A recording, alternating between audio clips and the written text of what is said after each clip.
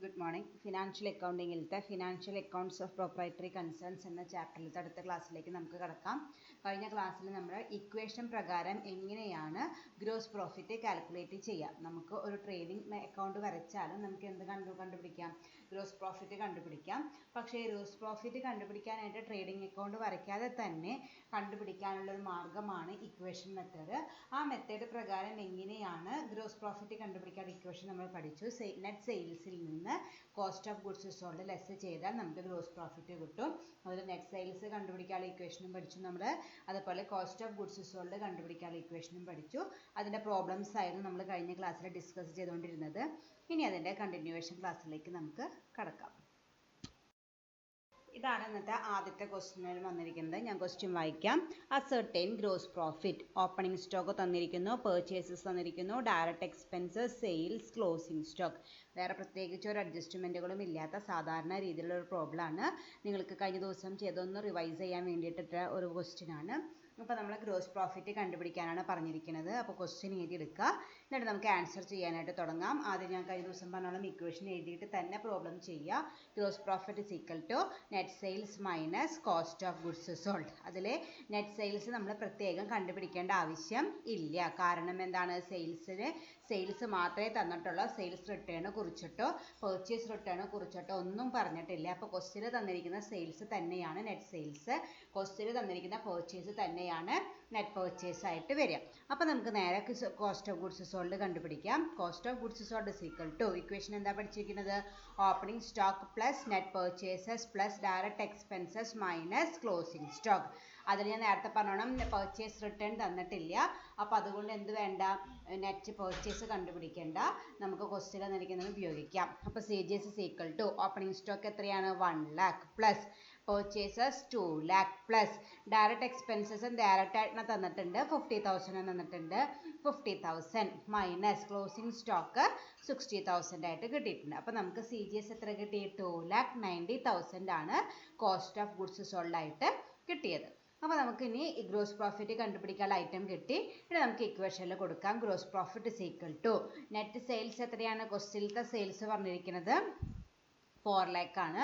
അത് തന്നെയാണ് net സെയിൽസും. 4 lakh minus ഇപ്പോൾ കണ്ടുപിടിച്ച CGSൻ്റെ amount 2,90,000 that's is equal to 1,10,000. അതാണ് നമുക്ക് ഗ്രോസ് പ്രോഫിറ്റ് ആയിട്ട് വരിക. അപ്പോൾ പ്രത്യേകിച്ച് ഒരു അഡ്ജസ്റ്റ്മെൻറ്റുകളും ഇല്ലാത്ത വളരെ ഡയറക്റ്റ് ആയിട്ടുള്ള ഒരു ക്വസ്റ്റ്യൻ ആണ്. അപ്പോൾ നിങ്ങൾക്ക് കഴിഞ്ഞ ക്ലാസ്സിൽ എടുത്തതൊക്കെ ഓർമ്മ വന്നിട്ടുണ്ടാകുമെന്ന് ഞാൻ വിചാരിക്കുന്നു. അങ്ങനെ നമ്മൾ ഈ പ്രോബ്ലത്തിൻ്റെ ആൻസർ ആയിട്ട് ഗ്രോസ് പ്രോഫിറ്റ് എത്ര കണ്ടുപിടിച്ചു? 1,10,000 കണ്ടുപിടിച്ചു. ഓക്കെ, ഇനി നമുക്ക് അടുത്ത ക്വസ്റ്റ്യൻ നോക്കാം. Ascertain purchases. നമ്മൾ കഴിഞ്ഞ ദിവസം ചെയ്തിട്ടുണ്ടായിരുന്നു പെർച്ചേസ് കണ്ടുപിടിക്കാനായിട്ടുള്ള ക്വസ്റ്റ്യൻ. അതേ രീതിയിലൊരു ക്വസ്റ്റ്യൻ തന്നെയാണ്. അസർട്ടൈൻ പെർച്ചേസസ്, ഓപ്പണിംഗ് സ്റ്റോക്ക് തന്നിട്ടുണ്ട്, ഡയറക്റ്റ് എക്സ്പെൻസസ്, വേജസ്, ക്ലോസിംഗ് സ്റ്റോക്കും CGSും കോസ്റ്റ് ഓഫ് ഗുഡ്സ് സോൾഡും തന്നിട്ടുണ്ട്. കഴിഞ്ഞ ക്വസ്റ്റ്യനിൽ നമുക്ക് കോസ്റ്റ് ഓഫ് ഗുഡ്സ് സോൾഡ് തന്നിട്ടുണ്ടായിരുന്നില്ല. അപ്പോൾ ഞാൻ കഴിഞ്ഞ ദിവസം പറഞ്ഞിട്ടുണ്ടായിരുന്നു നമ്മളോട് കണ്ടുപിടിക്കാൻ പറഞ്ഞിരിക്കുന്നത് എന്താണ്? പെർച്ചേസസ് ആണ്. പെർച്ചേസസ് കണ്ടുപിടിക്കാനുള്ള ഒരേ ഒരു മാർഗം എന്ത് മാത്രമാണ്? CGSൻ്റെ ഇക്വേഷനിൽ നിന്ന് മാത്രമേ നമുക്ക് പെർച്ചേസസ് ഫൈൻഡ് ഔട്ട് ചെയ്യാനായിട്ട് പറ്റുള്ളൂ. അപ്പോൾ കഴിഞ്ഞ ദിവസം ചെയ്ത പ്രോബ്ലത്തിൽ നമുക്ക് CGS തരാത്തത് കൊണ്ട് അതിന് പകരം ഗ്രോസ് പ്രോഫിറ്റ് ആയിരുന്നു തന്നിട്ടുണ്ടായിരുന്നത്. ആ ഗ്രോസ് പ്രോഫിറ്റും സെയിൽസും വെച്ചിട്ട് നമ്മൾ ആദ്യം CGS കണ്ടുപിടിക്കേണ്ടതായിട്ട് വന്നു. അത് കഴിഞ്ഞിട്ടാണ് നമ്മൾ പെർച്ചേസസ് കണ്ടുപിടിച്ചത്. പക്ഷേ ഈ ക്വസ്റ്റ്യനിൽ അതിൻ്റെ ആവശ്യമില്ല. ക്വസ്റ്റ്യനിൽ ഗ്രോസ് പ്രോഫിറ്റ് തന്നിട്ടില്ല. പക്ഷെ അതിന് പകരമായിട്ട് നമുക്ക് എന്താണ് നേരിട്ട് തന്നിട്ടുണ്ട്? കോസ്റ്റ് ഓഫ് ഗുഡ്സ് സോൾഡ് തന്നെ നേരിട്ട് തന്നിരിക്കുന്നു. അപ്പം നമുക്ക് അതിൽ നിന്ന് പെർച്ചേസസ് കണ്ടുപിടിക്കാം. അപ്പോൾ നമുക്ക് ക്വസ്റ്റ്യൻ എഴുതിയെടുത്ത് കഴിഞ്ഞാൽ പ്രോബ്ലം ചെയ്യാം. Cost of goods sold equation എഴുതാം. Cost of goods sold is equal to opening stock plus purchases plus direct expenses minus closing stock. CGSൻ്റെ എമൗണ്ട് എത്ര തന്നിരിക്കുന്നത്? 3 lakh തന്നിട്ടുണ്ട്. അപ്പോൾ CGSൻ്റെ നേരെ 3 lakh എഴുതി. ഈക്വൽ ഓപ്പണിംഗ് സ്റ്റോക്ക് 60,000 ആണ്. 60,000 പ്ലസ് പെർച്ചേസസിനെ കുറിച്ച് ഒന്നും പറഞ്ഞിട്ടില്ല. അപ്പോൾ പെർച്ചേസസ് തന്നെ എഴുതാം. പ്ലസ് ഡയറക്റ്റ് എക്സ്പെൻസസ് ആയിട്ട് എന്ത് തന്നിട്ടുണ്ട്? വേജസ് തന്നിട്ടുണ്ട്. അതുപോലെ ഡയറക്റ്റ് എക്സ്പെൻസും തന്നിട്ടുണ്ട്, വേജസും തന്നിട്ടുണ്ട്. അപ്പോൾ രണ്ടും നമ്മൾ ഡയറക്റ്റ് എക്സ്പെൻസ് തന്നെയാണ്. അപ്പോൾ അത് രണ്ടും എടുക്കണം. ഡയറക്റ്റ് എക്സ്പെൻസസ് ആയിട്ട് 25,000ഉം വേജസ് ആയിട്ട് 35,000ഉം തന്നിട്ടുണ്ട്. അപ്പോൾ അത് രണ്ടും സെപ്പറേറ്റ് തന്നെ എഴുതിക്കോളൂ, ആഡ് ചെയ്യേണ്ട ആവശ്യമില്ല. മൈനസ് ക്ലോസിംഗ് സ്റ്റോക്കിന്റെ എമൗണ്ട് 50,000 ആണ് തന്നിരിക്കുന്നത്. ഓക്കെ, അപ്പോൾ നമ്മൾ ഇക്വേഷനിൽ സബ്സ്റ്റിറ്റ്യൂട്ട് ചെയ്തു. ഇനി എന്ത് ചെയ്യണം? നമ്മൾ കഴിഞ്ഞ ദിവസം ചെയ്തോണം തന്നെ പർച്ചേസസിനെ മാത്രം അവിടെ നിർത്തിയിട്ട് ബാക്കി എല്ലാത്തിനെയും ഇങ്ങോട്ട് കൊണ്ടുവരിക. അപ്പോൾ ആദ്യം അവിടെയുള്ള ലെഫ്റ്റ് സൈഡിലുള്ളത് ആദ്യം ഐറ്റം എഴുതണം, 3 lakh. പിന്നെ അപ്പുറത്തുനിന്ന് 60,000 പ്ലസ് 60,000 ഇങ്ങോട്ട് വന്നപ്പോൾ മൈനസ് 60,000 പ്ലസ് 25,000 ഇങ്ങോട്ട് വന്നപ്പോൾ മൈനസ് 25,000 പ്ലസ് 35,000 ഇങ്ങോട്ട് വന്നപ്പോൾ മൈനസ് 35,000 മൈനസ് 50,000 ഇങ്ങോട്ട് വന്നപ്പോൾ പ്ലസ് 50,000 കിട്ടി. അങ്ങനെ നമുക്ക് ആഡ് ചെയ്യും ലെസ് ഒക്കെ ചെയ്യുമ്പോൾ നമുക്ക് പർച്ചേസസ് എത്രയായിട്ട് കിട്ടും? 2,30,000 ആണ് നമുക്ക് പർച്ചേസ് ആയിട്ട് കിട്ടുക. ഓക്കെ, അപ്പോൾ ഈ രീതിയിൽ ഇക്വേഷൻ പ്രകാരം നമുക്ക് ഗ്രോസ് പ്രോഫിറ്റ് മാത്രമല്ല, വേണമെങ്കിൽ പർച്ചേസസ് കണ്ടുപിടിക്കാം, അല്ലെങ്കിൽ ക്ലോസിംഗ് സ്റ്റോക്ക് കണ്ടുപിടിക്കാം, ഏത് വേണമെങ്കിലും കണ്ടുപിടിക്കാം. ഇക്വേഷനിൽ കൃത്യമായിട്ട് സബ്സ്റ്റിറ്റ്യൂട്ട് ചെയ്താൽ മതി. അപ്പോൾ വീണ്ടും ഞാൻ പറയുന്നു, പർച്ചേസ് കണ്ടുപിടിക്കാനുള്ള ഒരേ ഒരു മാർഗം അല്ലെങ്കിൽ ഒരേ ഒരു ഇക്വേഷൻ ഏത് മാത്രമുള്ളൂ? CGSന്റെ ഇക്വേഷനിൽ നിന്ന് മാത്രമേ നമുക്ക് പർച്ചേസ് എന്ന് പറഞ്ഞായിട്ട് കണ്ടുപിടിക്കാനായിട്ട് പറ്റുള്ളൂ. ക്വസ്റ്റ്യനിൽ CGS തന്നാൽ കുഴപ്പമില്ല, തന്നിട്ടില്ലെങ്കിൽ നമ്മൾ ആദ്യം എന്ത് കണ്ടുപിടിക്കേണ്ടതായിട്ട് വരും? CGS കണ്ടുപിടിക്കേണ്ടതായിട്ട് വരും. ഓക്കെ, അടുത്ത ക്വസ്റ്റ്യൻ, അസർട്ടൈൻ പർച്ചേസസ്. നേരത്തെ പോലെ തന്നെ പർച്ചേസ് കണ്ടുപിടിക്കാനുള്ളത് തന്നെയാണ്. Ascertain purchases, opening stock, wages, indirect expenses, sales, closing stock, gross profit. നേരത്തെ പോലെ തന്നെയാണ്, പക്ഷെ എന്ത് തന്നിട്ടില്ല? CGS നേരിട്ട് തന്നിട്ടില്ല. അതിന് പകരം നമുക്ക് എന്ത് തന്നിരിക്കുന്നു? ഗ്രോസ് പ്രോഫിറ്റ് ആണ് തന്നിട്ടുള്ളത്. നമ്മൾ കഴിഞ്ഞ ദിവസത്തെ ക്ലാസ്സിൽ ചെയ്ത അതേ പാറ്റേണിലുള്ള ഒരു ക്വസ്റ്റ്യൻ ആണ്. ഗ്രോസ് പ്രോഫിറ്റ് തന്നിട്ടുണ്ട്, പക്ഷെ കോസ്റ്റ് ഓഫ് ഗുഡ്സ് സോൾഡ് തന്നിട്ടില്ല. പർച്ചേസസ് കണ്ടുപിടിക്കും വേണം. പർച്ചേസസ് കണ്ടുപിടിക്കാൻ ഒരു മാർഗം CGSന്റെ ഇക്വേഷനിൽ നിന്നാണ്, പക്ഷെ നമുക്കത് തന്നിട്ടില്ല. അപ്പോൾ ആദ്യം നമ്മൾ എന്ത് കണ്ടുപിടിക്കേണ്ടതായിട്ട് വരും? CGS കണ്ടുപിടിക്കേണ്ടതായിട്ട് വരും. ഒരു സ്റ്റെപ്പും കൂടിയും എക്സ്ട്രാ വരും ഇതിൽ. ഓക്കെ, അപ്പോൾ നമുക്ക് ആദ്യം എന്ത് വെച്ച് തുടങ്ങണം? നമുക്ക് ആദ്യം CGS കണ്ടുപിടിക്കണം. CGS ഉള്ള ഇക്വേഷൻ ഏതാണ്? ഗ്രോസ് പ്രോഫിറ്റിന്റെ ഇക്വേഷൻ ആണ്. അപ്പോൾ അതിൽ എഴുതാം, gross profit is equal to net sales minus cost of goods sold. അതാണ് ഗ്രോസ് പ്രോഫിറ്റിന്റെ ഇക്വേഷൻ. അതിൽ ഗ്രോസ് പ്രോഫിറ്റിന്റെ താഴെ അതിന്റെ എമൗണ്ട് എഴുതാം. Gross profit amount 14,000 is equal to sales എത്ര തന്നിരിക്കുന്നത്? 60,000 ആണ്. 60,000 minus cost of goods sold CGS എഴുതി. ഇനി എന്ത് ചെയ്യാം? നമുക്ക് CGS അതിൽ നിന്ന് കണ്ടുപിടിക്കാം. ആ CGSനെ അങ്ങോട്ട് കൊണ്ടുപോയിട്ട് 14,000 ഇങ്ങോട്ട് കൊണ്ടുവരിക. അപ്പം ആദ്യം അവിടെയുള്ളത് എഴുതി 60,000 പ്ലസ് 14,000 ഇങ്ങോട്ട് വന്നപ്പോൾ മൈനസ് 14,000 ആയി. അപ്പോൾ എത്രയാണ് CGS? നമുക്ക് എത്ര കിട്ടി? 46,000 ആണ് നമുക്ക് CGS കിട്ടിയിരിക്കുന്നത്. അങ്ങോട്ടും ഇങ്ങോട്ടും കൊണ്ടുപോകുമ്പോൾ സൈൻ മാറുന്നത് പ്രത്യേകം ശ്രദ്ധിക്കണം. അപ്പോൾ ഇവിടെ CGSനെ ഇങ്ങോട്ട് കൊണ്ടുവന്നപ്പോൾ മൈനസ് CGS എന്തായിട്ട് മാറി? പ്ലസ് CGS ആയിട്ട് മാറി. അതുപോലെ 14,000 അങ്ങോട്ട് കൊണ്ടുപോയപ്പോൾ പ്ലസ് എന്നുള്ളത് മൈനസ് ആയിട്ട് മാറി. അങ്ങനെ നമ്മൾ 60,000ൽ നിന്ന് 14,000 ലെസ് ചെയ്തപ്പോഴാണ് നമുക്ക് എത്ര കിട്ടിയത്? 46,000 കിട്ടിയത്. അപ്പോൾ നമുക്കിപ്പോൾ CGS നമുക്ക് കിട്ടി. ഇനി നമ്മൾ നേരത്തെ ചെയ്ത പ്രോബ്ലം പോലെ നമുക്ക് ചെയ്യാൻ തന്നെയുള്ളൂ. കാരണം നമുക്ക് പർച്ചേസസ് ആണ് കണ്ടുപിടിക്കേണ്ടത്. അതിന് ആവശ്യമായിട്ടുള്ള CGS നമ്മുടെ കയ്യിലുണ്ട്. അപ്പോൾ നമുക്കിനി CGSന്റെ ഇക്വേഷൻ എഴുതാം.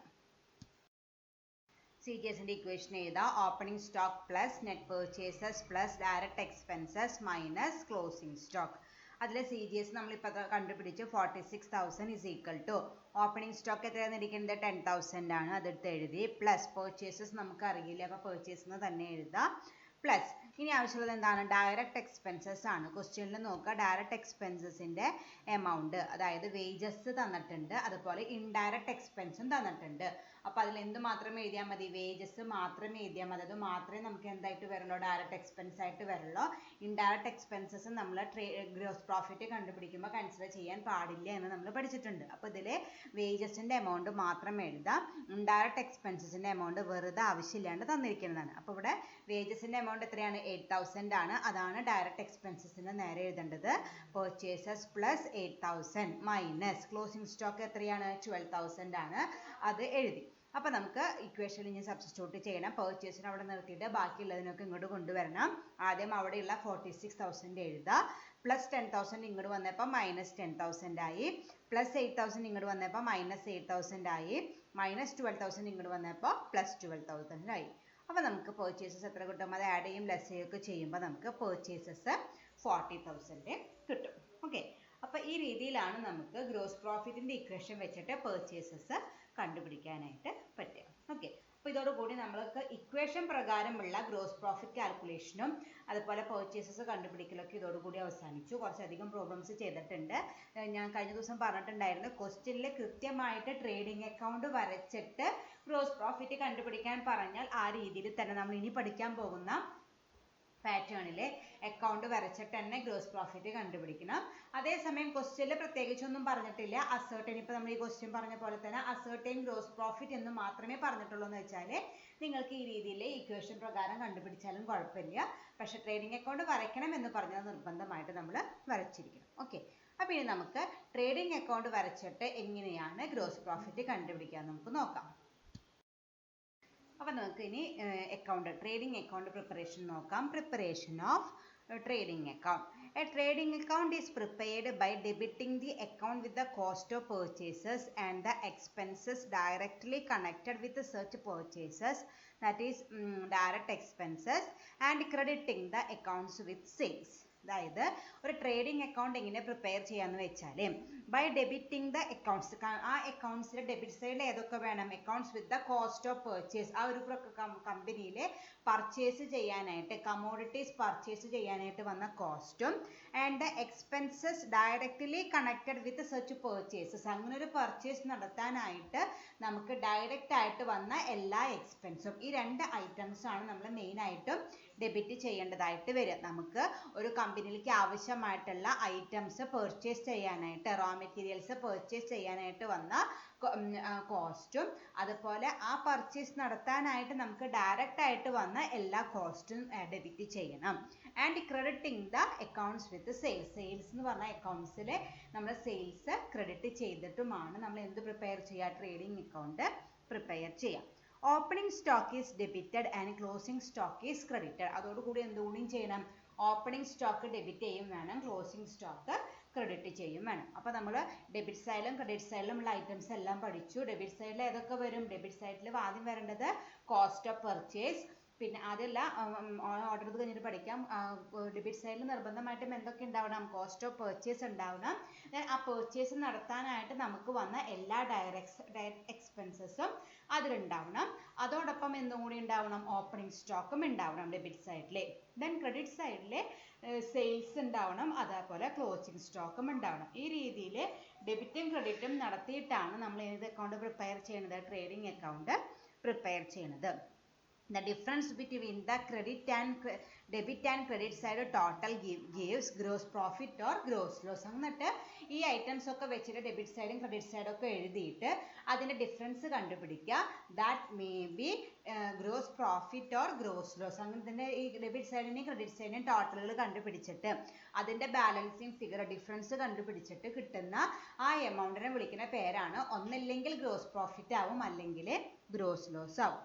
If the credit side total is more than the debit side total, the difference is gross profit. നമുക്ക് കിട്ടിയ ഈ ഡിഫറൻസിലെ ക്രെഡിറ്റ് സൈഡ് കൂടുതലും ഡെബിറ്റ് സൈഡ് കുറവുമാണെങ്കിൽ, അതായത് ക്രെഡിറ്റ് സൈഡ് നമ്മൾ ഏതൊക്കെ ഐറ്റംസ് എഴുതുന്നത്, സെയിൽസും ക്ലോസിംഗ് സ്റ്റോക്കാണ് എഴുതുന്നത്, അത് കൂടുതലും ഡെബിറ്റ് സൈഡിൽ വന്ന പർച്ചേസും കോസ്റ്റ് ഓഫ് പർച്ചേസസും ഡയറക്റ്റ് എക്സ്പെൻസസ് എല്ലാം കുറവുമാണെങ്കിൽ നമുക്ക് കിട്ടുന്ന ആൻസർ എന്തായിരിക്കും, ഗ്രോസ് പ്രോഫിറ്റ് ആയിരിക്കും. അതായത് ക്രെഡിറ്റ് സൈഡ് കൂടുതലും ഡെബിറ്റ് സൈഡ് കുറവും. ബാലൻസിങ് ഫിഗർ ഏത് സൈഡിൽ വരണം, ഡെബിറ്റ് സൈഡിലാണ് ബാലൻസിങ് ഫിഗർ വരണമെന്ന് വെച്ചാൽ ഷോർട്ടേജ് നമ്മൾ ടോട്ടൽ ചെയ്യുമ്പോൾ ബാലൻസിങ് ഫിഗർ ഡെബിറ്റ് സൈഡിലാണ് വരണമെന്ന് വെച്ചാൽ അതിന് വിളിക്കുന്ന പേരാണ് gross profit. Then if the debit side total exceeds the credit side total, it is gross loss. ഇതിന് നേരെ ഓപ്പോസിറ്റ്, ഡെബിറ്റ് സൈഡ് കൂടുതലും ക്രെഡിറ്റ് സൈഡ് കുറവും, നമുക്ക് വന്ന കോസ്റ്റുകൾ കൂടുതലും സെയിൽസ് കുറവുമാണെങ്കിൽ അതെന്താണ്, നമുക്ക് ഗ്രോസ് ലോസ് ആയിരിക്കും. അതായത് ഡെബിറ്റ് സൈഡിന്റെ ടോട്ടൽ കൂടുതലും ക്രെഡിറ്റ് സൈഡിന്റെ ടോട്ടൽ കുറവുമാണെങ്കിൽ അവിടെ ഗ്രോസ് ലോസ് ആയിരിക്കും. അപ്പൊ ബാലൻസിങ് ഫിഗർ ഏത് സൈഡിലായിരിക്കും വരിക, ക്രെഡിറ്റ് സൈഡിലായിരിക്കും വരിക. അപ്പൊ നമുക്ക് കിട്ടുന്ന ബാലൻസിങ് ഫിഗർ ക്രെഡിറ്റ് സൈഡിലാണെങ്കിൽ അവിടെ എന്തായിരിക്കും, ഗ്രോസ് ലോസ് ആയിരിക്കും. ഓക്കെ, അപ്പൊ നമുക്ക് പ്രൊഫോമ പ്രകാരം പ്രിപ്പയർ ചെയ്താൽ മതി. അപ്പൊ ഇതൊന്ന് മനസ്സിലാക്കുക. ബാലൻസിങ് ഫിഗർ എവിടെയാണ് ഷോർട്ടേജ് വരണമെന്ന് മാത്രം നോക്കിയാൽ മതി. നമ്മൾ നേരത്തെ പഠിച്ചോണം പർച്ചേസസ് ഡെബിറ്റ് ചെയ്യാം, ഓപ്പണിംഗ് സ്റ്റോക്ക് ഡെബിറ്റ് ചെയ്യാം, നമുക്ക് വരുന്ന എല്ലാ ഡയറക്റ്റ് എക്സ്പെൻസസും ഡെബിറ്റ് ചെയ്യാം. അത് കഴിഞ്ഞ് ക്രെഡിറ്റ് സൈഡിലെ സെയിൽസ് ക്രെഡിറ്റ് ചെയ്യാം, അതുപോലെ ക്ലോസിംഗ് സ്റ്റോക്കും ക്രെഡിറ്റ് ചെയ്യാം. ഇത് ചെയ്ത് കഴിഞ്ഞിട്ട് ടോട്ടൽ ചെയ്യാം. ടോട്ടൽ ചെയ്തിട്ട് ബാലൻസിങ് ഫിഗർ അല്ലെങ്കിൽ ഷോർട്ടേജ് ഡെബിറ്റ് സൈഡിലാണ് വരണേന്ന് വെച്ചാൽ, അല്ലെങ്കിൽ ക്രെഡിറ്റ് സൈഡ് കൂടുതലും ഡെബിറ്റ് സൈഡ് കുറവുമായിട്ടാണ് വരണേന്ന് വെച്ചാൽ, ആ കിട്ടുന്ന ബാലൻസിങ് ഫിഗർ എന്തായിരിക്കും? ഗ്രോസ് പ്രോഫിറ്റ് ആയിരിക്കും. അതേസമയം ക്രെഡിറ്റ് സൈഡ് കുറവും ഡെബിറ്റ് സൈഡാണ് കൂടുതലെന്ന് വെച്ചാൽ, അല്ലെങ്കിൽ ബാലൻസിങ് ഫിഗർ ക്രെഡിറ്റ് സൈഡിലാണ് വരണേന്ന് വെച്ചാൽ, അത് എന്തായിരിക്കും? ഗ്രോസ് ലോസ് ആയിരിക്കും. ഓക്കെ, ഈ രീതിയിലാണ് നമ്മൾ ട്രേഡിംഗ് അക്കൗണ്ട് വരച്ചിട്ട് ഗ്രോസ് പ്രോഫിറ്റോ ഗ്രോസ് ലോസോ കണ്ടുപിടിക്കുക. ഓക്കെ, ഇതാണ് നമ്മുടെ ട്രേഡിംഗ് അക്കൗണ്ടിൻ്റെ പ്രൊഫോമ എന്ന് വെച്ചാൽ ഇതിൻ്റെ ഫോർമാറ്റ്. ഈ രീതിയിലാണ് നമ്മൾ ട്രേഡിംഗ് അക്കൗണ്ട് പ്രിപ്പയർ ചെയ്യേണ്ടത്. ഇത് നേരത്തെ ചെയ്തോണം അല്ല, ട്രയൽ ബാലൻസ് പ്രിപ്പയർ ചെയ്ത പോലെയല്ല. ഒരു പെർട്ടിക്കുലർ കോളം ഒരു എമൗണ്ട് കോളം, പിന്നെയും ഒരു പെർട്ടിക്കുലർ കോളം ഒരു എമൗണ്ട് കോളം, അതിൻ്റെ ഡെബിറ്റ് സൈഡ് ഉണ്ടാവും ക്രെഡിറ്റ് സൈഡ് ഉണ്ടാവും. ടോപ്പിൽ trading account for the year ending, കൃത്യമായിട്ട് ക്വസ്റ്റ്യനിൽ ഇന്ന വർഷത്തേക്കുള്ള എമൗണ്ട് അല്ലെങ്കിൽ ട്രേഡിംഗ് അക്കൗണ്ട് ആണ് വരയ്ക്കണമെന്ന് പറഞ്ഞാൽ നമ്മൾ ഹെഡിങ് എങ്ങനെ എഴുതണം? Trading account for the year ending. ഏത് കൊല്ലമാണോ ആ ക്വസ്റ്റ്യനിൽ തന്നിട്ടുള്ളത് അവിടെ എടുത്തേണ്ടി വരും. പിന്നെ ഡെബിറ്റ് സൈഡും ക്രെഡിറ്റ് സൈഡും ഇതുപോലെ പർട്ടിക്കുലർ എമൗണ്ട് എഴുതണമെന്നില്ല, 4 കോളം പ്രൊവൈഡ് ചെയ്താൽ മതി. പർട്ടിക്കുലറും എമൗണ്ടും കോളങ്ങൾ പ്രൊവൈഡ് ചെയ്യുക. ഇനി നേരത്തെ നമ്മൾ പഠിച്ചോണം തന്നെ ഡെബിറ്റ് സൈഡിൽ ഏതൊക്കെ എഴുതണം? ഓപ്പണിംഗ് സ്റ്റോക്ക് എഴുതണം, പർച്ചേസസ് എഴുതണം. ക്വസ്റ്റ്യനിൽ പർച്ചേസ് റിട്ടേൺ തന്നിട്ടുണ്ടെങ്കിൽ അത് ലെസ് ചെയ്യണം. എല്ലാ ഡയറക്റ്റ് എക്സ്പെൻസസും എഴുതി. ഓക്കെ, ദെൻ ക്രെഡിറ്റ് സൈഡിൽ സെയിൽസ് എഴുതണം, സെയിൽസിൽ നിന്ന് സെയിൽസ് റിട്ടേൺ ലെസ് ചെയ്യണം. പിന്നെ ക്ലോസിംഗ് സ്റ്റോക്കും ക്രെഡിറ്റ് സൈഡിൽ എഴുതണം. ആദ്യം ഇതാണ് ചെയ്യേണ്ടത്. ആ ഡെബിറ്റ് സൈഡിൽ ഗ്രോസ് പ്രോഫിറ്റ് എന്ന് കിടക്കുന്നുണ്ട്, അതിപ്പോൾ എഴുതാനായിട്ട് പാടില്ല. ഡെബിറ്റ് സൈഡിൽ നമ്മൾ പഠിച്ച 3 ഐറ്റംസ് എഴുതുക ക്വസ്റ്റ്യൻ ഉണ്ടെങ്കിൽ. അതുപോലെ ക്രെഡിറ്റ് സൈഡിലെ 2 ഐറ്റംസും എഴുതി കഴിഞ്ഞിട്ട് എവിടെയാണ് ഷോർട്ടേജ് എന്ന് കണ്ടുപിടിക്കുക. നേരത്തെ നമ്മൾ പഠിച്ചോണം ബാലൻസിങ് ഫിഗർ ഡെബിറ്റ് സൈഡിലാണ് വരണേന്ന് വെച്ചാൽ അത് എന്തായിരിക്കും? ഗ്രോസ് പ്രോഫിറ്റ് ആയിരിക്കും. ഇപ്പോൾ ഈ പ്രൊഫോമയിൽ ഗ്രോസ് പ്രോഫിറ്റ് മാത്രമേ എഴുതിയിട്ടുള്ളൂ. ബൈ ചാൻസ് ഒട്ടുമിക്ക കേസിലും അവിടെ തന്നെയാണ് നമുക്ക് വരിക. വളരെ റയർ ആയിട്ട് മാത്രമേ ഗ്രോസ് ലോസിൻ്റെ പ്രോബ്ലം വരാറുള്ളൂ. ഇനി by chance balancing figure shortage credit സൈഡിലാണ് വരണേന്ന് വെച്ചാൽ അതിൻ്റെ അർത്ഥം എന്താണ്? നമുക്ക് എക്സ്പെൻസസ് കൂടുതലും സെയിൽസ് കുറവുമാണ്. അപ്പോൾ നമുക്ക് എന്തായിരിക്കും? ഗ്രോസ് ലോസ് ആയിരിക്കും. അപ്പോൾ ഈ ഡെബിറ്റ് സൈഡിലെ ഗ്രോസ് പ്രോഫിറ്റ് ക്യാരി ഡൗൺ എന്ന് എഴുതിയ പോലെ ഗ്രോസ് ലോസ് ആണെങ്കിൽ എവിടെ എഴുതുക? ക്രെഡിറ്റ് സൈഡിലെ ഗ്രോസ് ലോസ് ക്യാരി ഡൗൺ എന്ന് പറഞ്ഞിട്ട് എഴുതിയാൽ നമുക്ക് ഗ്രോസ് ലോസിൻ്റെ എമൗണ്ടും കിട്ടും. അപ്പോൾ ഈ രീതിയിലാണ് നമുക്കൊരു ക്വസ്റ്റ്യൻ കിട്ടിക്കഴിഞ്ഞാൽ ട്രേഡിംഗ് അക്കൗണ്ട് പ്രിപ്പയർ ചെയ്യേണ്ടതായിട്ട് വരിക. ഓക്കെ, ഇനി നമുക്ക് ആ ട്രേഡിംഗ് അക്കൗണ്ടിൻ്റെ ഡെബിറ്റ് സൈഡിലും ക്രെഡിറ്റ് സൈഡിലും, ഡെബിറ്റ് സൈഡിൽ മെയിനായിട്ട് 3 ഐറ്റംസ് വരുന്നു പറഞ്ഞു, ക്രെഡിറ്റ് സൈഡിൽ 2 ഐറ്റംസ് വരുന്നു പറഞ്ഞു. ഡീറ്റെയിൽ ആയിട്ടൊന്ന് നോക്കാം. Trading account items.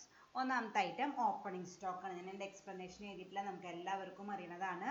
ഒരു കൊല്ലം സ്റ്റാർട്ട് ചെയ്യുമ്പോൾ ആ കമ്പനിയിലുള്ള സ്റ്റോക്ക് കഴിഞ്ഞ വർഷത്തെ ക്ലോസിംഗ് സ്റ്റോക്കാണ് ഈ വർഷത്തെ ഓപ്പണിംഗ് സ്റ്റോക്ക് ആയിട്ട് വരിക. കഴിഞ്ഞ വർഷം എൻഡ് ചെയ്യുമ്പോൾ എത്രയായിരുന്നു നമ്മുടെ സ്റ്റോക്ക്, ആ സ്റ്റോക്ക് വെച്ചിട്ടാണ് നമ്മൾ പുതിയ വർഷം സ്റ്റാർട്ട് ചെയ്യുക. അപ്പോൾ കഴിഞ്ഞ വർഷത്തെ ക്ലോസിംഗ് സ്റ്റോക്ക് ഈ വർഷത്തെ ഓപ്പണിംഗ് സ്റ്റോക്ക് ആയിട്ട് വരും. അതാണ് ആദ്യത്തെ ഐറ്റം ആയിട്ട് വരുന്നത്, ഓപ്പണിംഗ് സ്റ്റോക്ക്.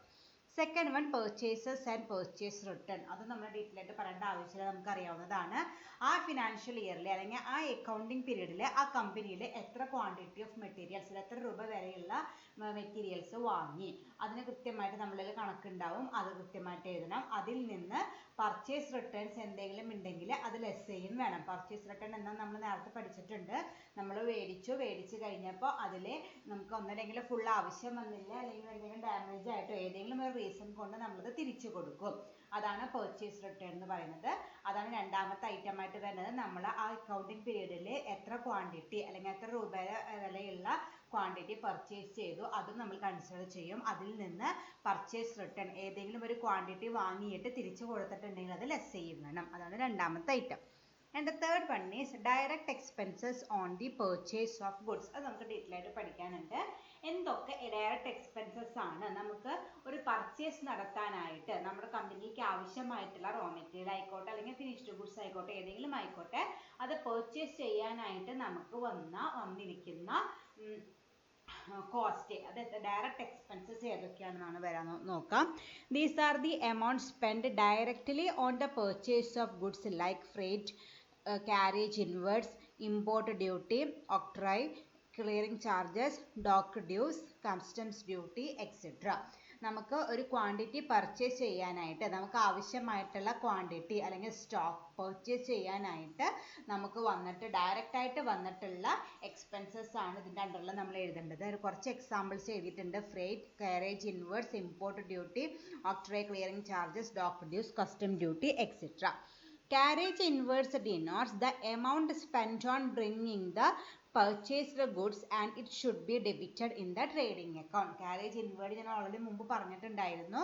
നമുക്ക് നമ്മുടെ കമ്പനിയിലേക്ക് റോ മെറ്റീരിയൽ കൊണ്ടുവരാനായിട്ട് എത്ര രൂപയാണ് ചിലവായത്. നമ്മൾക്കിപ്പോൾ ഏതെങ്കിലും ഒരു സപ്ലൈയുടെ കയ്യിൽ നിന്നായിരിക്കും നമ്മൾ റോ മെറ്റീരിയൽ വാങ്ങുക.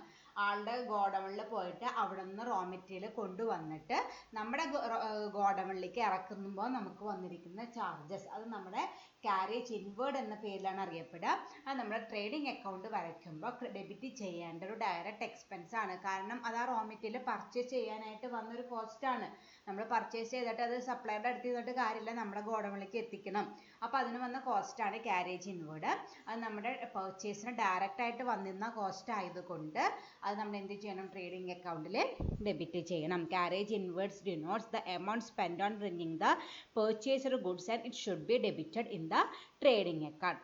Carriage outwards denotes expenses incurred for transporting the finished goods to the customer's place of business. നമ്മൾ മുമ്പ് പറഞ്ഞിട്ടുണ്ട്. കാരേജ് ഇൻവേർഡ് പോലെ തന്നെ എന്തുകൊണ്ട് ഉണ്ടാവും, കാരേജ് ഔട്ട്വേർഡ് ഉണ്ടാവും. അതെന്താണ്, നമ്മുടെ കമ്പനിയിലെ പ്രൊഡക്ഷൻ കഴിഞ്ഞിട്ടിരിക്കുന്ന ഫിനിഷ്ഡ് ഗുഡ്സ് കസ്റ്റമറുടെ കയ്യിലേക്ക് എത്തിക്കാനായിട്ട് വന്ന എക്സ്പെൻസ് ആണ്. നമ്മുടെ ഗോഡൗണിൽ നിന്നും അത് ഒരു വണ്ടിയിൽ കയറ്റിയിട്ട് കസ്റ്റമറുടെ അല്ലെങ്കിൽ സപ്ലയർ റീറ്റെയിലറിൻ്റെ ഹോൾസെയിലറിൻ്റെ അടുത്ത് നമുക്ക് എത്തിക്കേണ്ടതായിട്ട് വരും. അതിനായിട്ട് വന്ന ചിലവാണ് കാരേജ് ഔട്ട്വേർഡ് എന്ന് പറയുന്നത്. അത് പർച്ചേസ് റിലേറ്റഡ് ആയിട്ടുള്ള ഒരു കോസ്റ്റ് അല്ല, അത് സെയിൽസ് റിലേറ്റഡ് ആയിട്ടുള്ള കോസ്റ്റ് ആണ്. നമ്മൾ ഇന്നത് റീറ്റെയിലർക്ക് ഹോൾസെയിലർക്ക് കൊടുക്കുന്നത് സെയിൽസിന് വേണ്ടിയിട്ടാണ്. അപ്പോൾ കാരേജ് ഔട്ട്വേർഡ് എന്ന് പറയുന്നത് സെയിൽസ് റിലേറ്റഡ് ആയിട്ടുള്ള എക്സ്പെൻസ് ആണ്. അതെന്താണ്, ഡയറക്റ്റ് എക്സ്പെൻസസ് അല്ല, അത് ഇൻഡയറക്റ്റ് എക്സ്പെൻസസ് ആണ്. അത് നമ്മൾ എന്ത് ചെയ്യില്ല, ഇവിടെ കൺസിഡർ ചെയ്യില്ല. So this is a selling expense and it should not be debited in the trading account. It should be debited in the P&L account. നമ്മളപ്പോൾ അതിപ്പോൾ എടുക്കില്ല, നമ്മളത് എവിടെ എടുക്കുള്ളൂ, P&L അക്കൗണ്ട്. നമ്മൾ അടുത്തായിട്ട് വരയ്ക്കാൻ പോകുന്ന P&L അക്കൗണ്ടിലാണ് അത് ഡെബിറ്റ് ചെയ്യാം. ഓക്കെ, അപ്പോൾ ഇതിൽ ആ ഡയറക്റ്റ് എക്സ്പെൻസസിൽ അത് മാത്രമാണ് ഇത്തിരി ഇൻഡയറക്റ്റ് ആയിട്ട് വരാറുള്ള. ബാക്കിയൊക്കെ ഇങ്ങനെ അങ്ങനെ തന്നിട്ടുണ്ട്. ഫ്രേറ്റ് തന്നിട്ടുണ്ടാവും, ഇമ്പോർട്ട് ഡ്യൂട്ടി ഇത്രയും തന്നിട്ടുണ്ടാവും, octroi clearing charges, dock dues, custom duty. ഈ ഐറ്റംസ് ഒക്കെ കണ്ടാൽ അത് എന്ത് ചെയ്താൽ മതി, ട്രേഡിംഗ് അക്കൗണ്ടിൽ ഡെബിറ്റ് ചെയ്യുക. അതിലാകെ തെറ്റിക്കാൻ സാധ്യതയുള്ളത് ആ കാരേജ് ഇൻവേർഡ് മാത്രമാണ്. കാരേജ് ഇൻവേർഡും ഉണ്ട്, കാരേജ് ഔട്ട്വേർഡും ഉണ്ട്. കാരേജ് ഇൻവേർഡ് എന്ന് പറഞ്ഞാൽ കോമോഡിറ്റി പർച്ചേസ് ചെയ്യാനായിട്ട് വന്ന കോസ്റ്റ് ആണ്. അതുകൊണ്ട് ഇത് ഡയറക്റ്റ് എക്സ്പെൻസ് ആണ്. നമ്മൾ എന്ത് ചെയ്യണം, ട്രേഡിംഗ് അക്കൗണ്ടിൽ ഡെബിറ്റ് ചെയ്യണം. കാരേജ് ഔട്ട്വേർഡ് എന്ന് പറയുമ്പോൾ ഫിനിഷ്ഡ് ഗുഡ്സ് കസ്റ്റമർക്ക് എത്തിക്കാൻ വന്ന കോസ്റ്റ് ആണ്. അത് സെല്ലിംഗ് എക്സ്പെൻസ് ആയതുകൊണ്ട് തന്നെ ഇൻഡയറക്റ്റ് എക്സ്പെൻസ് ആണ്. അത് നമ്മൾ ഇപ്പോൾ എടുക്കേണ്ട ആവശ്യമില്ല, ഇപ്പോൾ എടുത്താൽ മതി. P&L അക്കൗണ്ട് വരയ്ക്കുമ്പോൾ ഡെബിറ്റ് ചെയ്താൽ മതി. Okay, fourth item is expenses for manufacture of goods. ഇനി നമ്മൾ നേരത്തെ പഠിച്ചത് എന്താണ്, പർച്ചേസ് ചെയ്യാനായിട്ടുള്ള എക്സ്പെൻസ് ആണ്. അതുപോലെ തന്നെ നമ്മൾ ഈ പർച്ചേസ് ചെയ്ത് വെച്ചിട്ടുള്ള മെറ്റീരിയൽസ്, റോ മെറ്റീരിയൽസ് എന്ത് ചെയ്യണം, ഫിനിഷ്ഡ് ഗുഡ്സ് ആയിട്ട് കൺവേർട്ട് ചെയ്യണം. അതിന് എന്ത് വരും, മാനുഫാക്ചറിങ് നടത്തണം. അപ്പോൾ അങ്ങനെ മാനുഫാക്ചർ ചെയ്യാനായിട്ട് വരുന്ന എക്സ്പെൻസും എന്ത് എക്സ്പെൻസ് ആയിരുന്നു ട്രീറ്റ് ചെയ്യാം, ഡയറക്റ്റ് എക്സ്പെൻസ് ആയിട്ടാണ് ട്രീറ്റ് ചെയ്യുക. നമ്മൾ മേടിച്ച് വെച്ചിരിക്കുന്ന റോ മെറ്റീരിയൽ എന്തായിട്ട് മാറ്റണം, ഫിനിഷ്ഡ് ഗുഡ്സ് ആയിട്ട് മാറ്റണം. എന്നിട്ട് വേണം നമുക്കത് വിൽക്കാനായിട്ട്. അപ്പോൾ അങ്ങനെ മാനുഫാക്ചർ ചെയ്യാനായിട്ട് വരുന്ന കോസ്റ്റും എന്തായിട്ട് വരും, ഡയറക്റ്റ് എക്സ്പെൻസ് ആയിട്ട് നമ്മൾ ട്രീറ്റ് ചെയ്യാറുണ്ട്. This includes direct wages and all other expenses relating to production like fuel, consumable stores, power, gas, water, coal, electricity, oil, cotton waste, factory rent, factory insurance, taxes on factory, etc. അതായത് നമുക്ക് അത് മൊത്തം അങ്ങനെ by heart പഠിക്കൊന്നും വേണ്ട. നിങ്ങളൊരു item കണ്ടാൽ നോക്കുക, അത് പ്രൊഡക്ഷൻ ആവശ്യമായിട്ടുള്ളതാണോ. ആണെങ്കിൽ ഇവിടെ എഴുതുക, അല്ലെങ്കിൽ അത് P&L അക്കൗണ്ടിലേക്ക് ഇട്ടാൽ മതി. നമ്മൾ കുറേയധികം പ്രോബ്ലംസ് ചെയ്യുമ്പോൾ നിങ്ങൾക്കത് മനസ്സിലായിക്കോളും. ജസ്റ്റ് തിയറി ആയിട്ട് പറഞ്ഞെന്നുള്ളൂ. വേജസ്, ഇത് എന്തായാലും വരും. ഡയറക്റ്റ് വേജസ് എന്ന് പറഞ്ഞാൽ എന്താണ്, നമ്മൾ എംപ്ലോയീസിന് കൊടുക്കുന്ന ശമ്പളം. അതെന്ന് പറയുന്നത് അവർക്ക് പ്രൊഡക്ഷൻ നടക്കണതിന് ഭാഗമായിട്ട് നമ്മൾ ആ കമ്പനിയിലത്തെ എംപ്ലോയീസിന് കൊടുക്കുന്ന കൂലിയാണ് വേജസ്, ഡയറക്റ്റ് വേജസ് എന്ന് പറയുന്നത്. അതൊരു ഡയറക്റ്റ് എക്സ്പെൻസ് നമ്മൾ എല്ലായിടത്തും എഴുതാറുണ്ട്. Other expenses like fuel. Fuel എന്തിനാണ് ഉപയോഗിക്കുന്നത്, നമ്മുടെ പ്രൊഡക്ഷൻ നടത്താൻ വേണ്ടിയിട്ടായിരിക്കും. Consumable stores, power, gas, water, coal, electricity, oil, cotton waste, factory rent, factory insurance രണ്ടും പ്രത്യേകം ശ്രദ്ധിക്കണം. ഫാക്ടറി റെന്റും ഉണ്ട്, ഫാക്ടറി ഇൻഷുറൻസും ഉണ്ട്. അങ്ങനെ കൃത്യമായിട്ട് ഫാക്ടറി റെന്റ്, ഫാക്ടറി ഇൻഷുറൻസ് എന്ന് പറഞ്ഞാൽ മാത്രം നമ്മൾ ഇവിടെ എടുത്താൽ മതി. അതേസമയം വെറുതെ റെന്റ്, ഇൻഷുറൻസ് മാത്രം പറയുകയാണെങ്കിൽ നമ്മളത് ഡയറക്റ്റ് എക്സ്പെൻസ് ആയിട്ട് എടുക്കാറില്ല, P&L അക്കൗണ്ടിലാണ് എടുക്കാറ്. പക്ഷെ അവിടെ സ്പെസിഫിക് ആയിട്ട് ഫാക്ടറി എന്ന് പറഞ്ഞിട്ടുണ്ടെങ്കിൽ, ഫാക്ടറി എന്തിനാണ് ഉപയോഗിക്കുന്നത്? പ്രൊഡക്ഷൻ വേണ്ടിയിട്ടാണ് നമ്മൾ ഫാക്ടറി ഉപയോഗിക്കുന്നത്. അപ്പോൾ നമ്മൾ അത് ഇവിടെ എടുക്കാറുണ്ട്. അതുപോലെ ആ ഫാക്ടറിയുടെ ഇൻഷുറൻസിന് വന്ന പ്രീമിയം, അതും ഫാക്ടറി ഇൻഷുറൻസ് പറഞ്ഞാൽ മാത്രം ട്രേഡിംഗിൽ എടുത്താൽ മതി, അല്ലെങ്കിൽ നമ്മൾ സാധാരണ P&L അക്കൗണ്ടിലാണ് എടുക്കുക. ഓക്കെ, അപ്പോൾ ഇതൊക്കെയാണ് സാധാരണ expenses for manufacturing of goods വരുന്നത്. Direct wages means wages paid to laborers who are engaged in manufacturing activity in the factory. നേരത്തെ പറഞ്ഞ വേജസ് എന്ന് പറഞ്ഞാൽ നമ്മുടെ കമ്പനിയിലെ മാനുഫാക്ചറിങ് പ്രോസസ്സിൽ എൻഗേജ് ചെയ്തിട്ടുള്ള എംപ്ലോയീസിന് അല്ലെങ്കിൽ ലേബേഴ്സിന് കൊടുക്കുന്ന കൂലി ശമ്പളമാണ് എന്ന് പറയുന്നത് വേജസ് എന്ന് പറയുന്നത്. This is also called productive wages, factory wages, manufacturing wages, etc. ചില ക്വസ്റ്റ്യനിൽ വെറുതെ വേജസ് എന്ന് മാത്രമായിരിക്കും, അല്ലെങ്കിൽ ഡയറക്റ്റ് വേജസ് എന്ന് പറയും, അല്ലെങ്കിൽ പ്രൊഡക്റ്റീവ് വേജസ് എന്ന് പറയാം, ഫാക്ടറി വേജസ് എന്ന് പറയാം, മാനുഫാക്ചറിങ് വേജസ് എന്ന് പറയാം. ഇങ്ങനത്തെ ഏത് പേരിൽ വന്നാലും നമ്മളത് ഡയറക്റ്റ് എക്സ്പെൻസ് ആക്കി ട്രീറ്റ് ചെയ്ത് ട്രേഡിംഗ് അക്കൗണ്ടിൽ ഡെബിറ്റ് ചെയ്യേണ്ടതായിട്ട് വരും. Wages paid in connection with manufacture or erection of a fixed asset should not be taken in this account. അതേസമയം ഒരു ഫിക്സഡ് അസറ്റ് ഉണ്ടാക്കാനായിട്ട് നമുക്ക് വന്ന വേജസ് അതൊരിക്കലും നമ്മൾ എന്തിനെടുക്കാറില്ല? ട്രേഡിംഗ് അക്കൗണ്ടിൽ എടുക്കാറില്ല. കാരണം ഫിക്സഡ് അസറ്റ് എന്ന് പറയുന്നത് നമുക്ക് നമ്മുടെ പ്രൊഡക്ഷൻ പർപ്പസ് അല്ലെങ്കിൽ നമ്മൾ വിൽക്കാൻ വേണ്ടി ഉണ്ടാക്കുന്ന ഒരു അസറ്റ് അല്ല, നമ്മളത് നമ്മുടെ ബിസിനസ് ആവശ്യത്തിന് വേണ്ടി ഉണ്ടാക്കുന്ന ഒരു അസറ്റാണ്. അങ്ങനെ ഫിക്സഡ് അസറ്റ് ബിൽഡ് ചെയ്യാനായിട്ട്, കൺസ്ട്രക്ട് ചെയ്യാനായിട്ട് നമുക്ക് എന്തെങ്കിലും ഒരു വേജസ് വന്നു, അത് ക്വസ്റ്റ്യനിൽ കൃത്യമായിട്ട് wages for the construction or manufacture of fixed asset എന്ന് പറഞ്ഞിട്ടുണ്ടെങ്കിൽ അതൊരിക്കലും ട്രേഡിംഗ് അക്കൗണ്ടിൽ എടുക്കാറില്ല. അത് എവിടെ എടുക്കാൻ പാടുള്ളൂ? P&L അക്കൗണ്ടിൽ എടുക്കാനായിട്ട് പാടുള്ളൂ. അല്ലാണ്ട് നേരത്തെ പറഞ്ഞ പോലെ direct wages, factory wages, manufacturing wages, productive wages ഏത് പേരിൽ വന്നാലും നമുക്കത് ട്രേഡിംഗ് അക്കൗണ്ടിൽ ഡെബിറ്റ് ചെയ്യാം. പക്ഷേ wages related to the manufacture of a fixed asset അതൊരിക്കലും നമ്മൾ ട്രേഡിംഗ് അക്കൗണ്ടിൽ എടുക്കാറില്ല. They are indirect wages and it should be debited in the P&L account. അത് എന്ത് എക്സ്പെൻസ് ആണ്? ഇൻഡയറക്റ്റ് എക്സ്പെൻസ് ആണ്, നമ്മൾ P&L അക്കൗണ്ടിൽ ഡെബിറ്റ് ചെയ്യാണ് ചെയ്യേണ്ടത്. Salary paid to employee is an indirect expenses and it should be debited in the P&L account. നമ്മൾ സാധാരണ വേജസ് അല്ലെങ്കിൽ സാലറി ആ രണ്ട് ടേം അങ്ങോട്ടും ഇങ്ങോട്ടും മാറി ഉപയോഗിക്കാറുണ്ട്. പക്ഷെ അക്കൗണ്ടിങ്ങിൽ രണ്ടും ഡിഫറെൻ്റ് ആണ്. വേജസ് എന്ന് പറഞ്ഞാൽ നമ്മൾ നേരത്തെ പഠിച്ചോണം, മാനുഫാക്ചറിങ് ആക്ടിവിറ്റിയിൽ അണ്ടർടേക്കൺ ആക്റ്റീവായിട്ട് ഇൻവോൾവ് ചെയ്തിട്ടുള്ള എംപ്ലോയീസിന് കൊടുക്കുന്ന കൂലിയാണ് എന്ന് പറയുന്നത് വേജസ് എന്ന് പറയുന്നത്. സാലറി എന്ന് പറഞ്ഞാൽ ഓഫീസ് സ്റ്റാഫിന് കൊടുക്കുന്ന റിമ്യൂണറേഷനെ വിളിക്കുന്ന പേരാണ് സാലറി. അക്കൗണ്ടിങ് ടൈമിൽ അത് രണ്ടും ഡിഫറെൻ്റ് ആണ്. അപ്പോൾ വേജസ് മാനുഫാക്ചറിങ് പ്രോസസ് റിലേറ്റഡ് ആയതുകൊണ്ട് നമ്മൾ എവിടെ എടുത്തു? ട്രേഡിംഗ് അക്കൗണ്ടിൽ എടുത്തു. സാലറി എന്ന് പറഞ്ഞാൽ എന്താ പറഞ്ഞാൽ ഓഫീസ് സ്റ്റാഫിന് കൊടുക്കുന്ന എക്സ്പെൻസ് ആണ്, അല്ലെങ്കിൽ റെമ്യൂണറേഷൻ ആണ് സാലറി എന്ന് പറയുന്നത്. അത് ഓഫീസ് എക്സ്പെൻസ് ആയതുകൊണ്ട് തന്നെ ഇൻഡയറക്റ്റ് എക്സ്പെൻസ് ആയിട്ടാണ് ട്രീറ്റ് ചെയ്യുക. എല്ലാ ഓഫീസ് എക്സ്പെൻസസും ഇൻഡയറക്റ്റ് എക്സ്പെൻസസ് ആണ്. അപ്പോൾ സാലറി ഒരിക്കലും നമ്മൾ എവിടെ എടുക്കാറില്ല? ട്രേഡിംഗ് അക്കൗണ്ടിൽ എടുക്കാറില്ല, അത് P&L അക്കൗണ്ടിൽ മാത്രമേ എടുക്കാറുള്ളൂ. ഓക്കെ, പ്രത്യേകം ശ്രദ്ധിക്കുക. വേജസ് മാത്രം ട്രേഡിംഗ് അക്കൗണ്ടിൽ എടുക്കും, സാലറി P&L അക്കൗണ്ടാണ് എടുക്കുക. Salary paid to employee is in indirect expenses and it should be debited in the P&L account. നമ്മൾ P&L അക്കൗണ്ടിൽ ഡെബിറ്റ് ചെയ്യാണ് ചെയ്യുക. When joint amount of wages and salary is given, if the first word is wages, it should be debited in the trading account. ചില ക്വസ്റ്റ്യനിൽ വരും wages and salary. ഞാൻ നേരത്തെ പറഞ്ഞ രണ്ടും ഡിഫറെൻ്റ് ആണെന്ന് പറഞ്ഞു. പക്ഷേ ചില ക്വസ്റ്റ്യനിൽ കൺഫ്യൂസിംഗ് ആയിട്ട് വേജസ് ആൻഡ് സാലറി എന്ന് വരികയാണെങ്കിൽ അതിൽ ആദ്യം എഴുതിയ വാക്ക് ഏതാ? വേജസ് അല്ലേ? അതുകൊണ്ട് നമ്മൾ എവിടെ എടുക്കും? ട്രേഡിംഗ് അക്കൗണ്ടിൽ എടുക്കും. വേജസ് ആൻഡ് സാലറി എന്നാണ് തന്നിട്ടുണ്ടാവുക. അതിൽ ഫസ്റ്റ് എഴുതിയിരിക്കുന്നത് വേജസ് എന്നായതുകൊണ്ട് നമ്മൾ എവിടെ എടുക്കും? ട്രേഡിംഗിൽ എടുക്കും. If the first word is salary it should be debited in the P&L account. അല്ലെങ്കിൽ അതിന് പകരം സാലറി ആൻഡ് വേജസ് എന്ന് പറയുകയാണെങ്കിൽ നമ്മൾ എവിടെ എടുക്കും? P&L അക്കൗണ്ടിൽ എടുക്കും. അതുകൊണ്ട് അതിനിപ്പോൾ പ്രത്യേകിച്ചൊരു പേരൊന്നും അല്ല, പക്ഷെ നമ്മളത് ലോജിക്കായിട്ട് അങ്ങനെയാണ് യൂസ് ചെയ്യുക. വേജസും സാലറിയും സാധാരണ സെപ്പറേറ്റ് ആയിട്ടാണ് തരേണ്ടത്. ബൈ ചാൻസ് രണ്ടും ആഡ് ചെയ്തിട്ട് വേജസ് ആൻഡ് സാലറി 10,000 എന്ന് പറഞ്ഞു. നമുക്ക് അതിൻ്റെ സ്പ്ലിറ്റപ്പ് അറിയില്ല, എത്രയാണ് വേജസ് എത്രയാണ് സാലറി നമുക്ക് അറിയാനായിട്ട് ക്വസ്റ്റ്യനിൽ ഒന്നും പറഞ്ഞിട്ടില്ല. അപ്പം നമ്മൾ എങ്ങനെയാണ് എഴുതിയേക്കണമെന്ന് നോക്കുക. വേജസ് ആൻഡ് സാലറി എന്നാണ് എഴുതിയേക്കണമെന്ന് വെച്ചാൽ അതിൽ ആദ്യത്തെ വാക്ക് ഏതാണ്? വേജസ് ആണ്. അതുകൊണ്ട് അത് ട്രേഡിംഗ് അക്കൗണ്ടിൽ എടുത്തു. സാലറി ആൻഡ് വേജസ് എന്നാണ് പറഞ്ഞതെന്ന് വെച്ചാൽ ആദ്യത്തെ വേർഡ് ഏതാണ്? സാലറി ആണ്. സാലറി എവിടെ എടുക്കാനും പാടുള്ളൂ? P&L അക്കൗണ്ട് എടുക്കാനേ പാടുള്ളൂ. അപ്പൊ നമ്മൾ P&L അക്കൗണ്ടിൽ എടുക്കേണ്ടതായിട്ട് വരും. If rent, insurance, taxes are given, it should be debited in the P&L account. വെറും rent, insurance, taxes അങ്ങനെ മാത്രമേ പറഞ്ഞിട്ടുള്ളൂ എന്ന് വെച്ചാൽ നമ്മളത് P&L account എടുക്കാനായിട്ട് പാടുള്ളൂ. മുകളിൽ പറഞ്ഞത് factory rent, factory insurance, taxes on factory, അങ്ങനെ സെപ്പറേറ്റ് ആയിട്ട് ഫാക്ടറി എന്ന വാക്ക് അതിന്റെ മുമ്പിലോ ബാക്കിലോ വന്നിട്ടുണ്ടെങ്കിൽ മാത്രമേ നമ്മൾ എവിടെ എടുക്കാനായിട്ട് പാടുള്ളൂ? ട്രേഡിംഗ് അക്കൗണ്ട് എടുക്കാനായിട്ട് പാടുള്ളൂ.